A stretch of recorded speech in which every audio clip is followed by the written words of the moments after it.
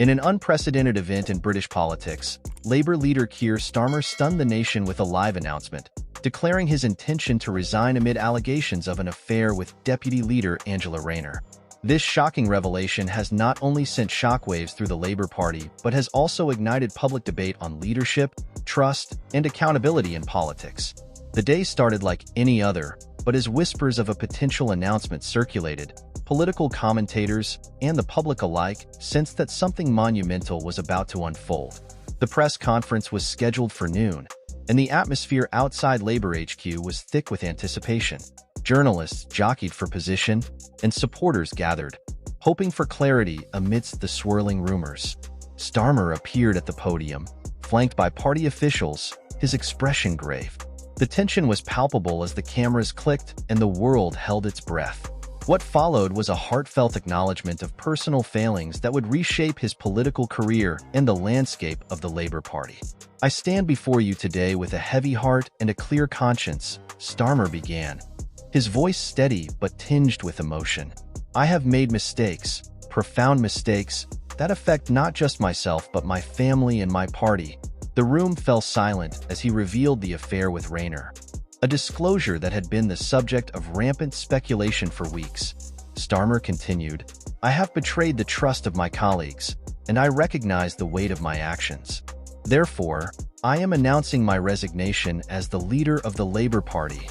The words hung in the air, a stark contrast to his previous assurances of integrity and unity. The immediate fallout was explosive. Social media erupted, with reactions ranging from disbelief to outrage. Hashtags like Starmer resigns trended within minutes, and political commentators scrambled to analyze the implications of his announcement. Supporters expressed shock and disappointment. "I never thought he would do something like this," said one longtime Labour member. "This feels like a betrayal to all of us who believed in him."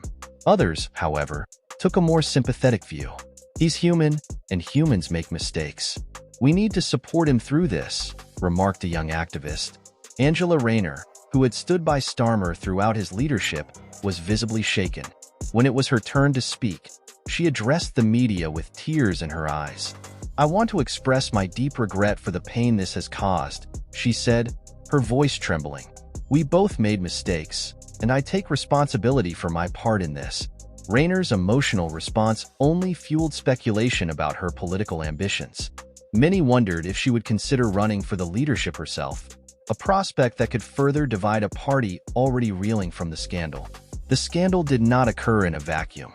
The Labour Party had been struggling to regain its footing since the 2019 general election, where it suffered a significant defeat.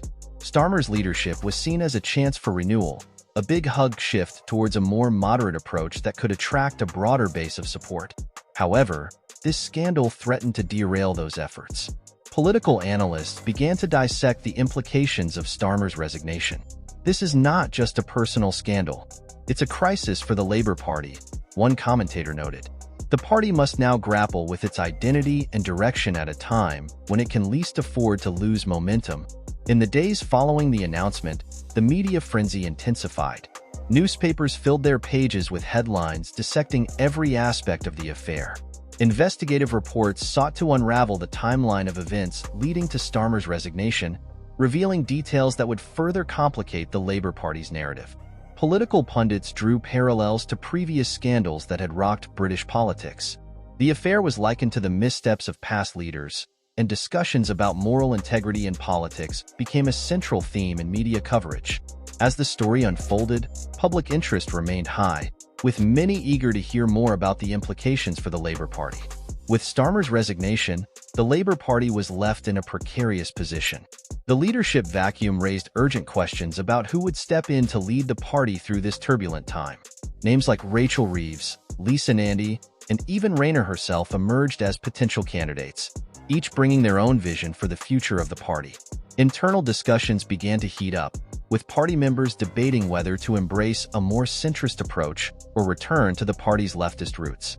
The decision would have lasting implications for Labour's electoral strategy and its ability to connect with voters disillusioned by the current political climate. Starmer's situation served as a reminder of the fine line politicians walk between personal lives and public duties.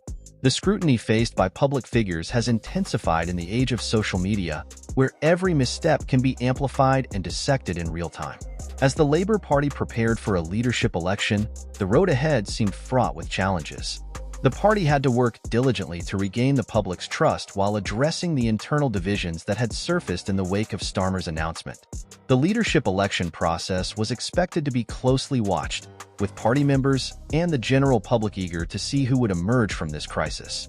The consequences of Starmer's resignation would shape Labour's identity for years to come. Thanks for watching, guys. Share your thoughts in the comments section below, and please do not forget to hit the subscribe button and turn on notification bells